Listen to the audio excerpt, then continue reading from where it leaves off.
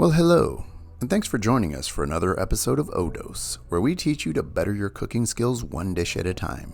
Stick around and learn to blow the minds of your friends and family, all while appearing confident, if not slightly cocky, with today's recipe, the amazing breakfast frittata. And it's fun to say, frittata.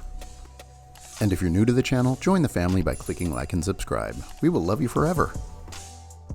Cooking is supposed to be fun, right? So when no one's watching, go crazy. You can tell I've already had my coffee here. Crack kills and I've got skills, so crack at your own risk. Alright, let's get serious. This recipe starts out with 10 large eggs, to which we're going to add 1/2 cup of heavy cream. And don't ask me why I beat the eggs before adding the cream. Maybe I was still dizzy from my dance. Either way, as long as you mix the eggs once the cream is added, you'll be fine. Next, we're going to add 1 teaspoon of salt and a 1/2 teaspoon of freshly cracked pepper. Then comes the bacon.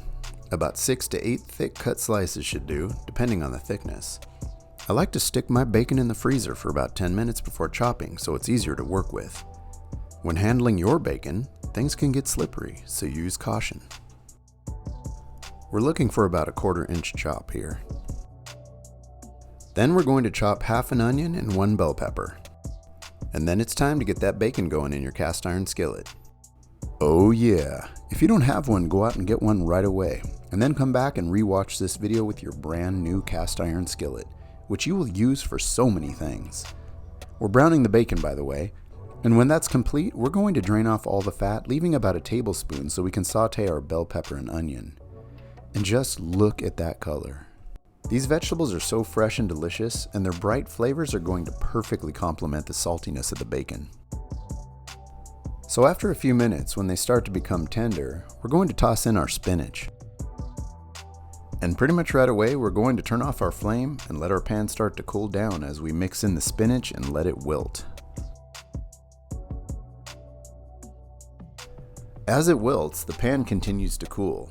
I'd say 2 minutes is sufficient, and then it's time to add our eggs. And right away we're going to mix everything together. Don't worry if the eggs seem like they're starting to cook inside the pan. Just keep slowly mixing until everything is incorporated. Take your time and try not to push the eggs up the sides too much. And finally, the cheese. I'm using mozzarella, but any cheese will do. Cheddar, pepper jack. Goat cheese and feta are also nice alternatives. And again, we're slowly incorporating the cheese like we did with the vegetables. At this point, you can start to see how beautiful the frittata will be. All the colors of a summer day are captured in this gorgeous dish. Whoever said that Wheaties was the breakfast of champions, obviously never had a frittata like this.